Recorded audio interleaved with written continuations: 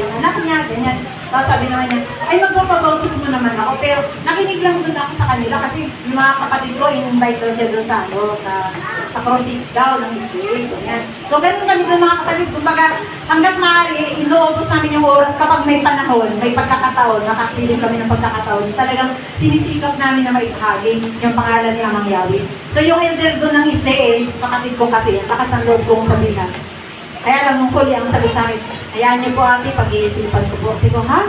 Yung sa kaligtasan, pag-iisipan mo, huwag mong pag-iisipan. Lagi mong isipin, kaligtasan ng kaluluwa mo at ng kaluluwa ng pamilya mo ang nakasalalay dito. Yun, tama yan. Sabi niya, sige ate, balik-balik lang kayo dito. Kasi yung pray ko, nandun yung naranasan ko, ipag-ayono yung binabaybulis na diyan. May nagsabi. Sabi ko, ayaw kong mawala ng ng katuturan yung pamamalagi namin doon. Kasi kami-kami lang doon. Tapos, andun yung sabi ko, sabi ko, bakit yung mga nabaptize ng SDA, nandiyan lahat sa kumpasyon, anong meron? Yung pala, kapag yung bawat anak, isa sa pamilya, may sponsor, kailangan yung nanay umaattend tuwing Sabado. Sabado naman, kaya lang linggo yung pinaka-nila, may masali na yung Sabado. Ay sabi ko, ano kayang maganda kong gawin? Hanggang sa nasir ko kay Elder Nilo. Sabi ko, Elder, baka may mga friends tayo, mga kapatera na, baka piling mag-sponsor tayo. Ayan. Sabi nga ni Elder, sabi nga Elder na, marami din tayo mga kapatera na ini-sponsoran. Sabi nga yan, sa kawangan. No? Tapos, hanggang sa nakausap namin yung mga nanay, napinasila namin ni Ministro. Sabi ko, ano pala, yung mga magulang talagang kumbaga sa sobrang hirap. Pero ang kagandahan, hindi sila, kahit katoliko sila, hindi sila nagpasakot dun sa baptist, sa kompasyon. Dinabali daw na hindi makapag-aral yung anak nila, hindi lang daw sila dun papasakot. So nung kami na yung namamasyon sa kanila, binahay-bahay namin yung mga bata. Yung mga bata doon, nung umatin lahat, 50 na mga kabataan. Ang pinakamatanda, 13 years old. May pinakabata doon, 2 years old. Andun yung kung maiksi ang yung pasensya, andun yung talagang sabing maiinis ka, magagalit ka. Eh syempre pag-ibig tayo, andun yung kahit nainis ka na, ay, babe, huwag kang malikot, huwag ka lang na. Kasi nakikinig tayo ng salita niya, sabi ng bata, opo yan.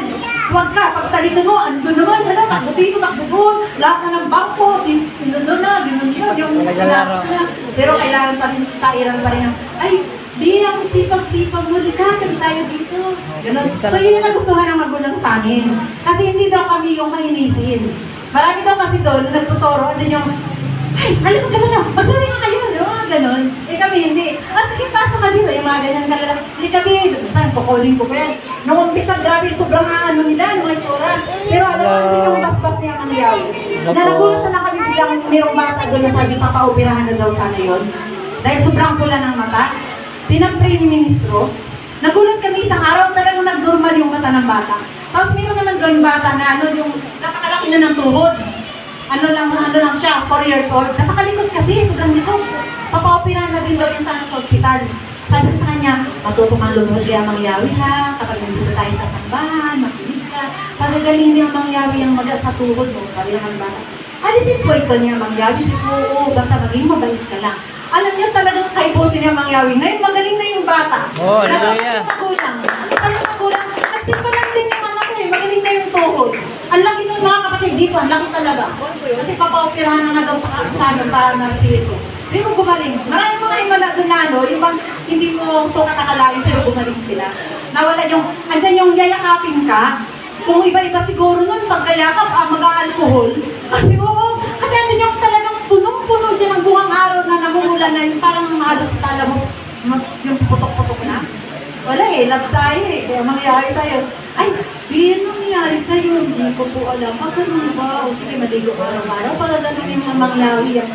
Siguro yun ang ginawa ng bata. Magaling na rin. Tapos dati madudungis. Ngayon magugulat ka.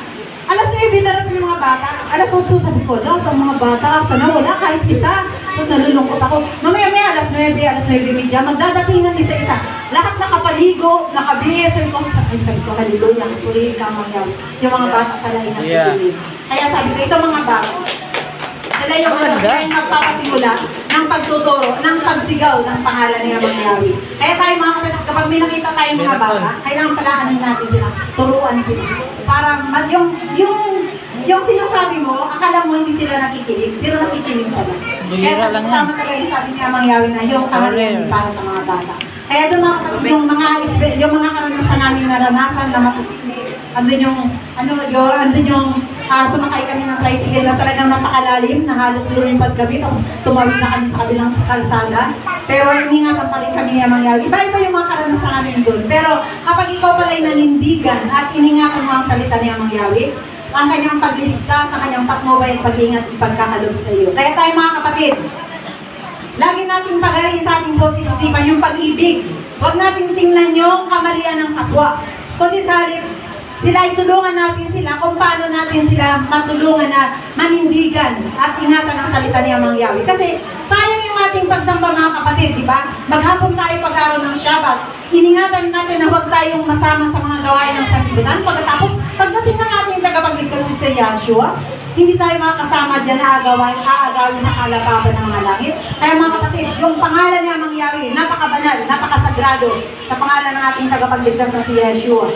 Ito ay ating ingatan dahil sapagkat ito ang ating buhay. Kaya, porin siya Mangyawi ngayon magpakailanman, nanawa tayo ay mayroong natutunan na kahit saan tayo magtungo, yung mga suliranin, huwag daw tayo maging madaingin, kundi bagos, lalo nating ibigay kay Mangyawi. Nang sa ganun ang kanyang patnubay, pag-iingat ay ating pakamutan. So, purihin siya Mangyawi ngayon magpakailanman. At muli, maraming salamat sa inyong lahat mga kapatid sa inyong pagdalo sa aming tinatawag na 20 anibersaryo ng Mangyawi. Hallelujah.